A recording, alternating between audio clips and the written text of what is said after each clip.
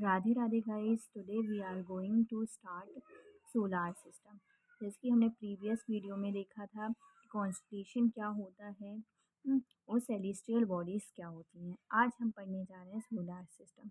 तो 8 प्लैनेट्स को मिलाकर हमारे सोलर सिस्टम बने हैं, ठीक है।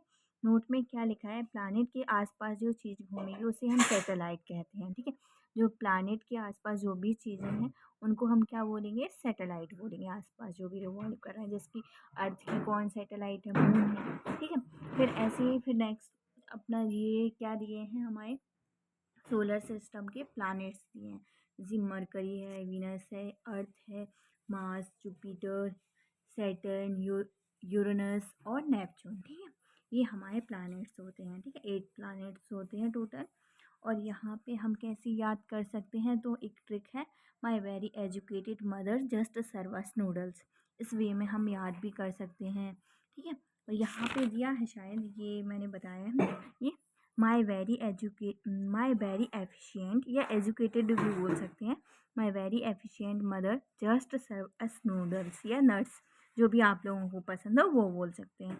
माई से एम से हो जाएगा हमारे मरकरी, बी से हो जाएगा वीनस, ई से हो जाएगा अर्थ, और एम से हो जाएगा मार्स, और जे से जुपिटर, एस से सैटर्न, यू से यूरेनस, और एन दोनों से हो जाएगा हमारा नेपच्यून। ओके, आप लोग समझ गए। अब यहाँ पे अब इन दोनों प्लान मार्स और जुपिटर के बीच में एक एस्ट्रॉयड बेल्ट पाया जाता है। एस्ट्रॉयड बेल्ट क्या होते हैं, जो बड़े रॉक से बने होते हैं, वो चारों और यूनिवर्स में रिवॉल्व कर रहे हैं, घूम रहे हैं, ठीक है। वो हमारे क्या कहलाते हैं, एस्ट्रॉयड बेल्ट कहलाते हैं। जो चट्टान की बनी होती है, पत्थर से या रॉक की बनी होती है, बड़े बड़े पत्थर होते हैं। यहाँ बौना ग्रह भी पाया जाता है इन दोनों के बीच में, जो सेरेस। ये याद रखना कि एस्ट्रॉयड बेल्ट कहाँ पे बनता है, मार्स और जुपिटर के बीच में बनता है। ये मैंने बनाया है, आप लोग देख सकते हैं, ठीक है। इनको एस्ट्रॉयड बेल्ट बोलेंगे। अब एस्ट्रॉयड बेल्ट किन प्लैनेट के बीच में, ये क्वेश्चन आ सकता है, इंपॉर्टेंट है। तो मार्स और जुपिटर के बीच में है। सबसे बड़ा प्लैनेट, तो सबसे जो बिग प्लैनेट है वो कौन सा है, जुपिटर है। सबसे पहले जुपिटर आएगा, ठीक है। ये जुपिटर आएगा, फिर सैटर्न आएगा, यूरेनस आएगा, फिर नेपच्यून आएगा।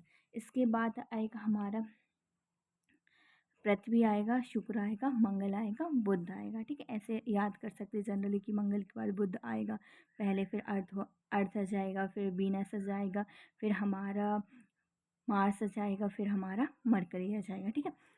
अब इसके बाद नेक्स्ट देखेंगे हम इनर प्लैनेट और outer planet. What is the difference between inner planet and outer planet.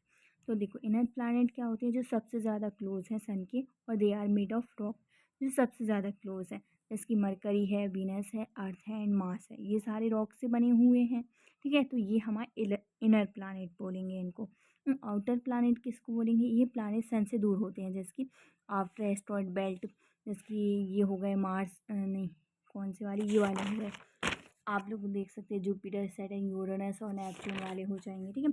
ये प्लैनेट सन से दूर होते हैं, ये गैस और लिक्विड से बने होते हैं। तो ये मतलब जो इनर प्लैनेट थे वो पत्थर के हुआ करते थे, और ये गैसेस से बने होते हैं, ठीक है। हाइड्रोजन, हीलियम से बोल सकते हैं। अब ये ऐसा क्यों होता है कि वो चारों ओर ऑर्बिट की ओर घूम रहा है, मीन्स प्लैनेट गिरते क्यों नहीं है, अगर हम बोले जाए तो प्लैनेट इसलिए नहीं गिरती क्योंकि सन के पास ग्रेविटेशनल की हेल्प से, यूनिवर्स में ग्रेविटेशनल फोर्स है और सन के पास है ग्रेविटेशनल फोर्स, इसकी वजह से सारे प्लैनेट को पकड़ कर रखा हुआ है सन ने। इस वजह से प्लैनेट नहीं गिरते। और ऑर्बिट मीन्स एक ही डायरेक्शन में क्यों घूम रहा है, ऑर्बिट के कारण, ठीक है। अगर वो डायरेक्शन ऑर्बिट एक ही उसमें लाइन में नहीं घूमेंगे, ऐसे में तो वो एक दूसरे से टक्कर हो जाएंगे, ठीक है। इसलिए ऑर्बिट मीन्स ग्रेविटेशनल फोर्स के साथ और ऑर्बिट ही डायरेक्शन में घूम रहे हैं। Thank you for watching. Subscribe for more video. Bye bye.